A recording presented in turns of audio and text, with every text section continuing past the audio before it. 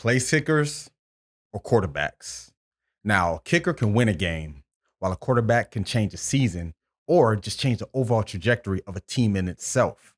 Now, when we talk about this, I'm not just looking at it from a football perspective. Of course, on industry pathology, this has to make sense on how I'm assessing the mental performance industry. Now, obviously, in sports psychology, it's great to make analogies that have to do with sport, but I'm gonna take a closer look into how this speaks to the practitioners in this field. Now, think about it.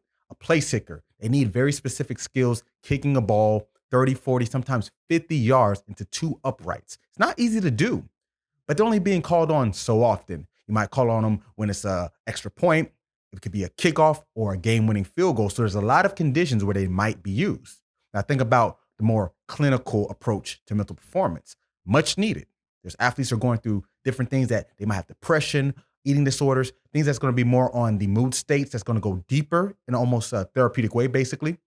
But what about everyone else? Statistically speaking, only about 10 to 12% of the population, not just athletes, but the population is going to have some kind of severe clinical aspect of psychological issue. What about the other 90% who are day to day pressure, confidence, motivation? Now, in the world of sports psychology, we want to apply things, but we're veering a lot from that. Let's look at quarterbacks.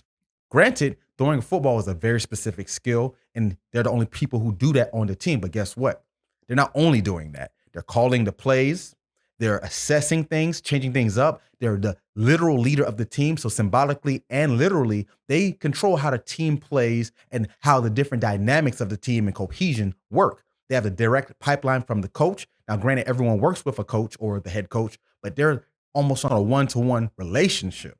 Now, looking at the mental performance industry, how many practitioners are being trained like this?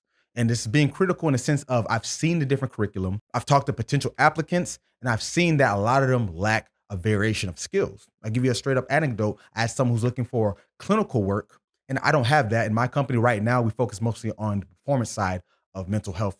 So I couldn't do anything with that, but I let her know that we had different opportunities working with athletes, non-athletes. And I even said to her, having a diverse set of skills will make you stand out so much more and make you more attractive to potential employers. And this is coming from a potential employer. And they said, oh, thanks for the advice. And they went about their way, and that's fine. It's all good. But I don't know what they took from that because a lot of people aren't thinking like this. So we need to look at it in the sense of, as a quarterback, we need to have multifaceted skill sets, being able to pass, run, call plays, think under pressure, be flexible, audible, go for it when it may not seem like it's possible. These are skill sets we need. So taking that to the actual practice. Now, I'll ask you this question. What are your skill sets? Not just in sports psych or mental performance. What are you capable of? Now, if these skill sets are vast, you have an advantage. If they're limited, guess what? The beauty of the world is we can always practice and get better at things. Now, if you have a small skill set, you can grow more. If you have a big skill set, you can refine the ones you have or even add new ones. So I task you with this. I want you to have two subfields in the sport or mental performance field that go out of what you're currently doing. So if you're a clinical, I need you to get something out of that. If you're in the more the applied performance mental skill side, I need you to get something out of that. So for example, let's say you work mostly with college athletes, you're the mental coach at said university. I want you to get more refined in neuroscience, and I want you to get more refined in social psychology.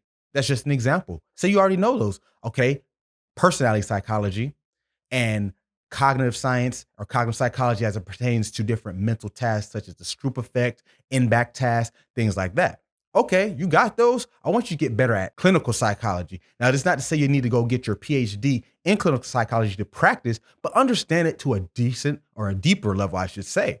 This is what I want for you because this way you're dynamic and diverse on how you approach things. It doesn't mean you need to go sit with those specific groups.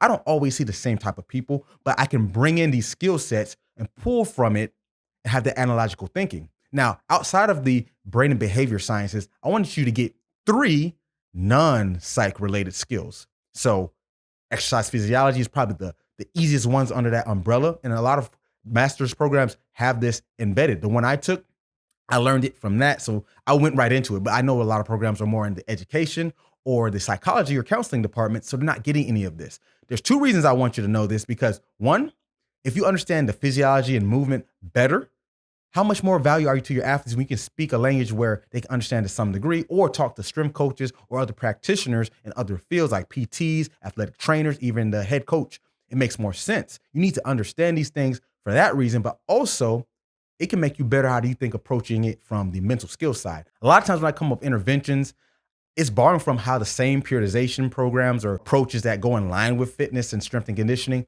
That helps me a lot because the way it's structured makes so much sense on how our brain and mindset develops. They shouldn't be separate. That's why it's called mind, body, one, but that's neither here nor there. Now, let's go outside of the performance side. What about app development? I know this is something probably more outside the box. You don't need to be a coder. I'm not, but I understand AI. I understand coding. I understand these different things, and I do produce apps. But the point is, when you get that different skill set, it gives you a broader horizon of how to approach things or even integrate it into your practice with maybe other apps you want to use because we live in a tech-based world. It's the 21st century, so you should take advantage of these things. Another field you can maybe get more familiar with is marketing. Now, this definitely helps building your business, but when you think about marketing, marketing is selling yourself. And we need buy-in, not just for our business to make revenue and money, also to buy into the clients say, why should I do this? This is a common misconception I see practitioners, especially the up and coming ones, have. The client doesn't care about this. It doesn't mean they don't care about getting their mind better. They definitely understand that, but they don't understand it to the degree that we do.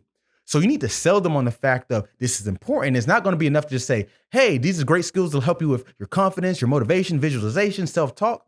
They don't want to hear the jargon or the techniques. You need to make it appeal in a way that will get them better. So understanding marketing will help you in that sense. Now, these are just ideas, but the goal is to have 2 subdomains of the brain and behavior sciences outside of your typical, and then 3 that are completely outside of it that make you better, because this will keep you from being in that box. Because a lot of times we're in these echo chambers where we're hearing the same studies, hearing the same thought leaders in the industry under the same organization from the same people with the same credentials and the same certifications. And guess what? All that same, you have no diversity of thought. And this is something I talk about all the time. We talk about diversity where it's gender, where it's age, where it's race, but we never talk about diversity of thinking in this industry.